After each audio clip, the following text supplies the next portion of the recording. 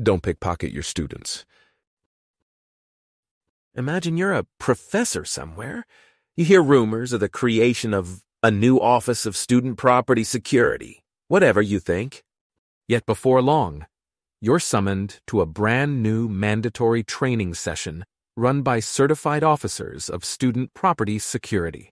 At this session, in person, back in the old days, now Zoom of course, they give you a tortoise-paced 90-minute PowerPoint presentation on the student property crisis and the appropriate faculty response. And the whole spiel can be readily summarized in a single commandment. Don't pickpocket your students. To me, such a training session would be insulting, pointless, and unhinged. Why insulting? Because I would never consider pickpocketing my students in a million years. I don't need a self-styled anti-pickpocketing expert to remind me of this elementary obligation. To quote Uncle Junior in The Sopranos, where does he get the effrontery? Why pointless? Because any professor who did pickpocket his students would probably not be dissuaded by a training seminar. Wrongdoers already know the rules. They just don't care.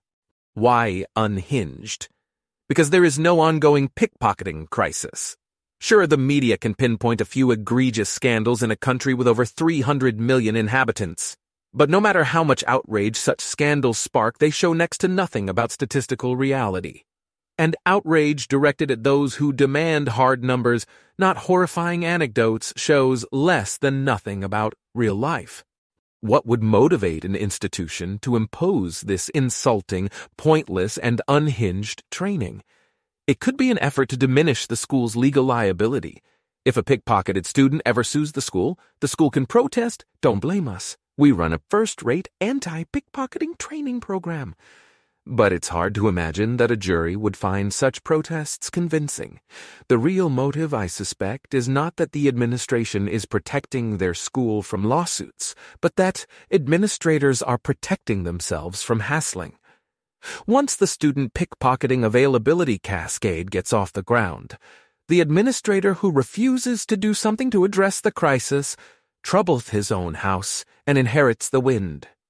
Now, to be fair, no American university currently requires faculty to attend mandatory anti-pickpocketing training, as far as I know. And that's great because it would be truly Kafkaesque if any university did. October 20th, 2020.